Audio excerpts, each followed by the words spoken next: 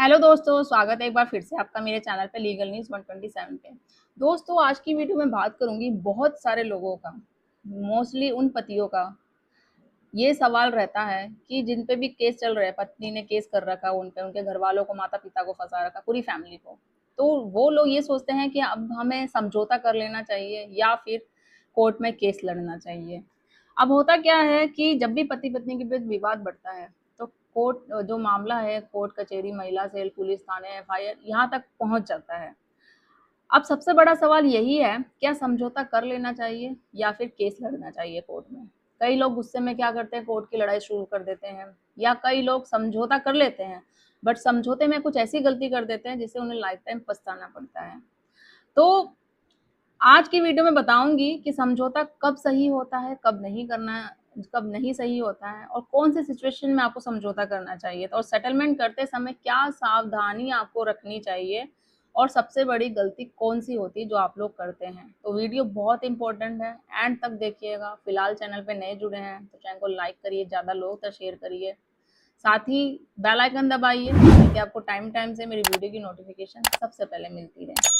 तो अब बात करते हैं, वीडियो को अंत तक जरूर देखना क्योंकि ये जानकारी किसी भी हस्बैंड और उसके पूरे परिवार के लिए बहुत जरूरी हो सकती है, और हर केस अलग होता है, सेम नहीं होता है।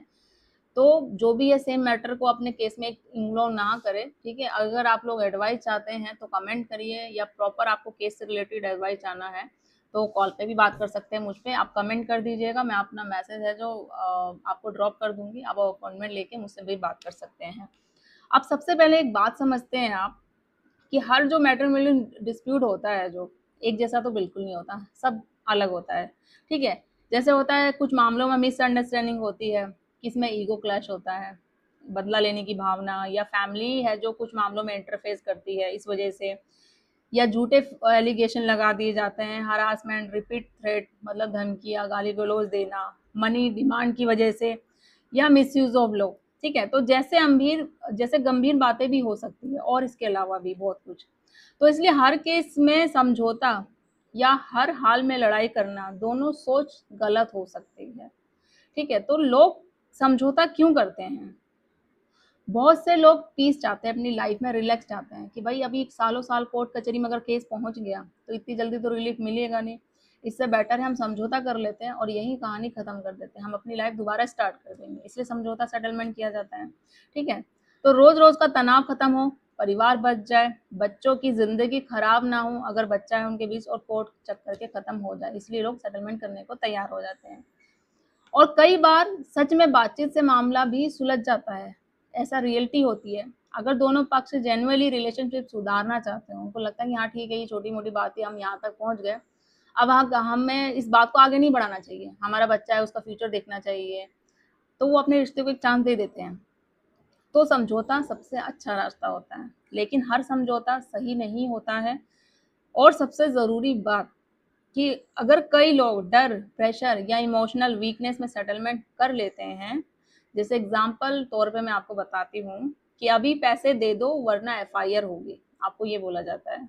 जो बोल रहे हैं साइन कर दो वरना पूरे परिवार को हम फंसा देंगे तुम्हारे। तो ऐसी स्थिति में बिना समझे समझौता करना आगे बड़ा नुकसान हो सकता है। तो आपको किसी से भी डरने की और घबराने की जरूरत नहीं है, और ऐसे में आप सेटलमेंट कर लो डर के कारण, तो बिल्कुल नहीं। तो समझौते से पहले क्या देखना चाहिए आपको, सेटलमेंट करने से पहले, कि अगर सेटलमेंट की बात चल रही है तो सबसे पहले आपको क्या देखना चाहिए, कुछ पॉइंट है मैं आपको बता देती हूँ। फर्स्ट नंबर है सबसे सामने वाली पार्टी का बिहेवियर, ठीक है। क्या सच में मामला खत्म करना चाहती है वो, या सिर्फ प्रेशर बना रही है आप पे। अगर बार बार धमकी, नए नए आरोप, एलिगेशन, पैसे की डिमांड या इमोशनल ब्लैकमेल आपको किया जा रहा है तो आपको सावधानी रखनी है, ऐसे में समझौता बिल्कुल नहीं करना है।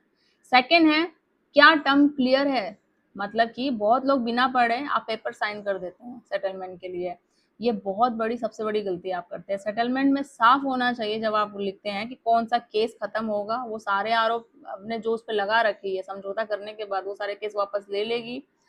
पेमेंट टर्म क्या है, कैसे पेमेंट हो रही है, ऑनलाइन हो रही है, कैश हो रही है, वो कितना अमाउंट दे रहे हो, वो सब चीजें उसमें लिखनी चाहिए, और दोनों पक्षों एग्री होने चाहिए और दोनों के साइन होने चाहिए। तो सब कुछ लिखित और लीगली प्रॉपर होना चाहिए।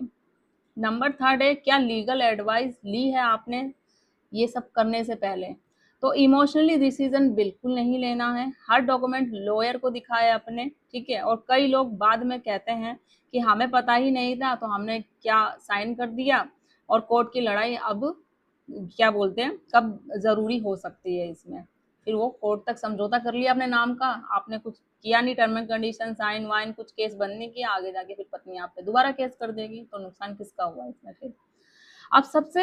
अब सवाल ये आता है कि कब केस लड़ना चाहिए। अगर आपको समझौता नहीं करना तो फिर केस कोर्ट में पहुंचना आप कब चाहिए, कब आपको केस लड़ना चाहिए।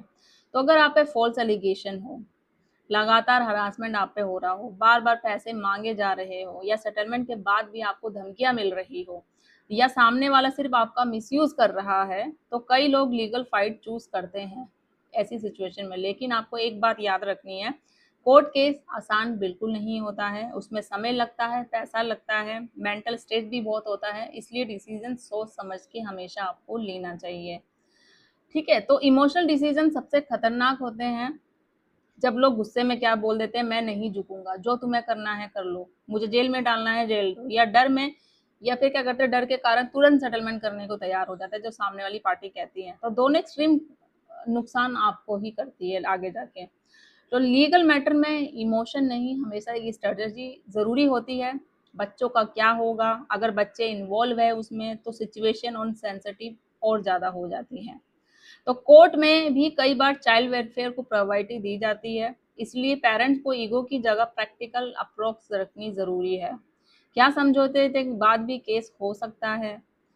तो बिल्कुल समझौते के बाद भी केस हो सकता है। कुछ सिचुएशन में डिस्प्यूट फिर शुरू हो जाते हैं, इसलिए सिर्फ वर्बल प्रॉमिस पर भरोसा बिल्कुल नहीं करना है, हमेशा आपको रिटर्न में करना। अगर आप समझौता करते हो, अगर नहीं करोगे तो केस तो लगेगा ही लगेगा, दोबारा फिर कोर्ट में आपको केस जाना पड़ेगा और लड़ना करना पड़ेगा।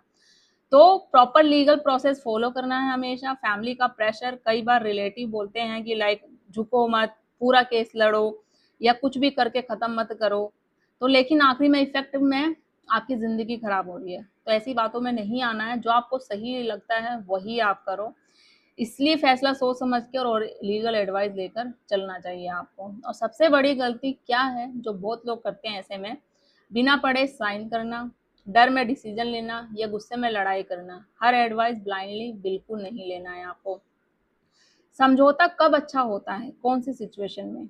अगर दोनों जेन्युइनली मैटर खत्म करना चाहते हैं, हस्बैंड वाइफ दोनों ही चाहते हैं कि मैटर को खत्म हो जाए, हरासमेंट बंद हो आपका, क्लियर रिटर्न टर्म हो, फ्यूचर सिक्योरिटी हो उसमें, ट्रस्ट बिल्ड रीबिल्ड होने की पॉसिबिलिटी लगे आपको, तो फिर समझौता आपको कर लेना चाहिए। और प्रैक्टिकली जो सॉल्यूशन हो सकता है, लड़ाई कब शुरू हो सकती है? जब फॉल्स केसेस हो आप पे, लगातार मिसयूज हो रहा हो, अनफेयर प्रेशर हो, रिपीटेड आपको धमकियां मिल रही हो बार बार, तो लीगल फाइट भी बहुत ज़रूरी होती है। सबसे इम्पोर्टेंट है मैसेज जो आप लोगों को मैं देना चाहती हूँ कि कोर्ट की लड़ाई जीतने से पहले कई लोग अपनी ज़िंदगी हार जाते हैं, और ऐसा रियलिटी हो जाता है टेंशन में आके, ठीक है। तो गलत समझौता करके भी लोग बाद में पछताते हैं, और ये भी एक सच बात है। इसलिए फैसला बैलेंस और समझदारी से लेना चाहिए आपको। तो दोस्तों, पत्नी से समझौता करना सही है या कोर्ट में लड़ाई लड़ना, इसका जवाब हर केस में अलग अलग होता है। और आपकी क्या राय है, आपका कौन सा केस चल रहा है, आप क्या चाहते हो वो कमेंट में ज़रूर बताइएगा। लेकिन इमोशनली नहीं, लीगली प्रैक्टिकली सोचकर डिसीजन लें, और हर पेपर पे साइन ज़रूर करें, और ज़रूरत हो तो एक्सपीरियंस लॉयर से सलाह ज़रूर लें। तो अगर वीडियो अच्छी लगी हो तो आगे तक शेयर करिए, लाइक करिए, सब्सक्राइब करिए। जल्दी मिलती हूँ अपनी नेक्स्ट वीडियो में, तब तक के लिए थैंक यू।